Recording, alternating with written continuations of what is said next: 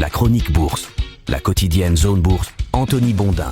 Bonjour à toutes et à tous et bienvenue dans ce point de marché Zone Bourse du lundi 26 août 2024. Il est titré ce matin « Fumée blanche à Jackson Hole ». Les marchés actions occidentaux ont progressé la semaine dernière, une hausse qui a été entérinée vendredi par une position très souple de la Banque centrale américaine, la Fed, qui a validé implicitement le lancement d'un cycle de baisse de taux, c'est-à-dire exactement ce que les investisseurs espéraient. Vous le savez sans doute déjà, le monde de la finance adore regarder un calendrier et entourer en rouge toutes sortes d'événements. C'est même son passe-temps favori parce que ces événements conditionnent généralement la poursuite d'une tendance rassurante ou à l'inverse, une inflexion susceptible de changer les règles du jeu.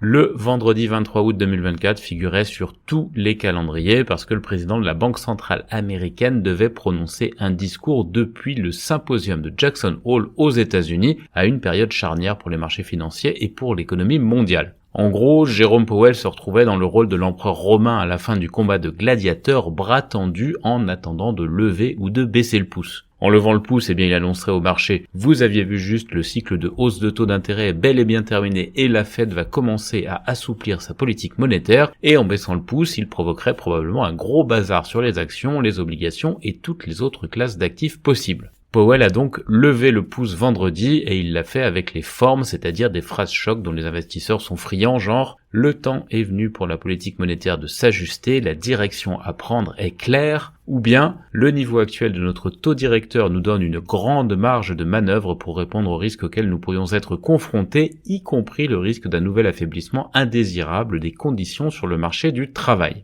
Jérôme Powell s'est même permis quelques pitreries, enfin des pitreries à l'échelle du patron de la Fed quand même, faut pas exagérer. Il n'est pas monté en slip léopard sur le podium en beuglant du Benson Boone, il a fait amende honorable en se moquant de l'analyse foireuse sur l'inflation transitoire que lui-même et son armada de banquiers centraux avaient défendu post-Covid. C'est ça d'ailleurs qui avait nécessité, je vous le rappelle, une remontée TGV des taux directeurs à partir du mois de mars 2022 aux États-Unis. Alors plus sérieusement, que faut-il en retenir concrètement ? Eh bien que les taux directeurs américains vont baisser d'1/4 de point au mois de septembre, mais qu'ils pourraient même baisser de 50 points de base en fonction des données qui doivent tomber d'ici cette date. Les économistes pensent que la statistique qui fera pencher la balance d'un côté ou de l'autre sera le bilan mensuel du marché de l'emploi en août qui sera publié le 6 septembre. Si l'emploi se dégrade trop fort, le marché devrait à nouveau spéculer sur une baisse de taux de 50 points de base. Le scénario central reste toutefois du côté d'une série de baisses de taux de 25 points de base au cours des prochaines réunions et pas d'une baisse massive dès le mois de septembre. Toutes choses égales par ailleurs, la position décidée par la Fed est positive évidemment pour les marchés actions. En effet, la promesse d'une baisse du coût de l'argent est favorable à la prise de risque. Les classes d'actifs ont d'ailleurs réagi de façon assez logique au discours de Powell, c'est-à-dire en prolongeant les tendances visibles ces derniers jours, et ça montre bien que les déclarations cadrent parfaitement avec ce qui était attendu. Le dollar a donc continué à reculer, l'or a progressé et les rendements obligataires US se sont repliés doucement. La seule note un peu dissonante est venue des cours du pétrole qui ont rebondi, mais ça c'est à cause de l'attaque du Hezbollah contre Israël au cours du week-end.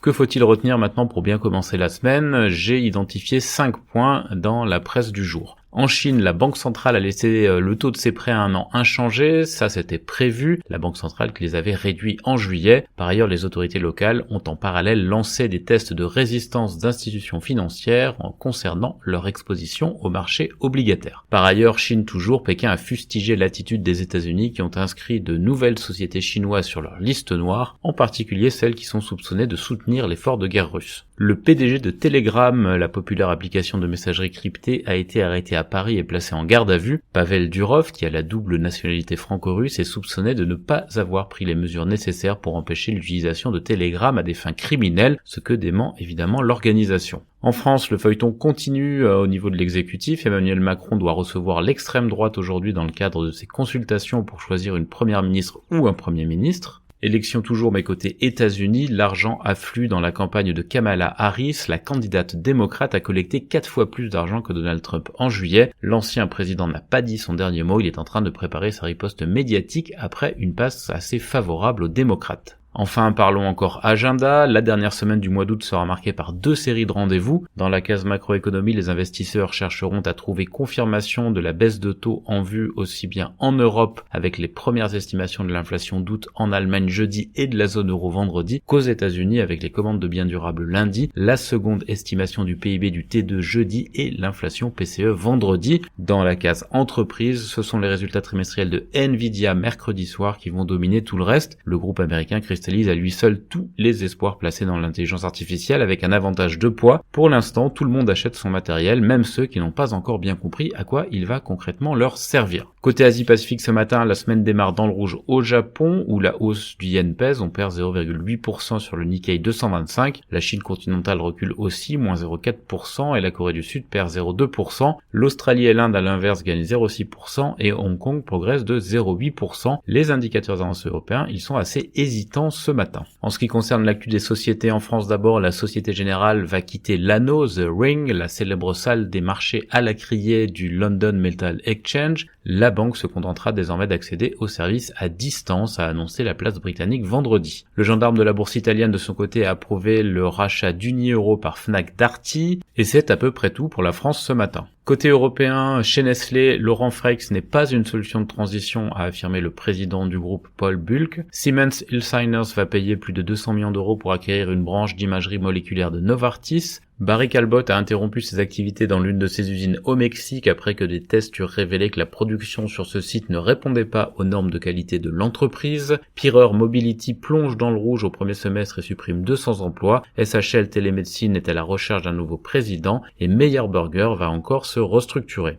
Côté continent américain, c'est la fin de la grève au Canada dans le transport par rail après l'intervention du Conseil canadien des relations industrielles. Johnson & Johnson négocie avec les avocats des plaignants qui sont opposés au règlement de 6,5 milliards de dollars sur les allégations de propriété cancérigène du talc pour bébés. Apple aurait prévu de présenter ses nouveaux iPhone, AirPods et montres le 10 septembre selon Bloomberg. GE Vernova est chahuté en bourse après la rupture d'une pale de turbine dans un parc éolien offshore au Royaume-Uni et SpaceX ramènera sur Terre les 2 astronautes après la défaillance du vaisseau Starliner de Boeing, a fait savoir la NASA. Enfin, un médicament d'Eli Lilly contre la maladie d'Alzheimer ne pourra plus être utilisé par le NHS au Royaume-Uni selon les infos du Télégraphe. En Asie-Pacifique, le président de Bank of China, Mr. Liu, démissionne. Le président du conseil d'administration assurera l'intérim. Voilà ce qu'il fallait savoir ce matin en préouverture de la première séance de la semaine. Je vous souhaite à toutes et à tous une excellente journée.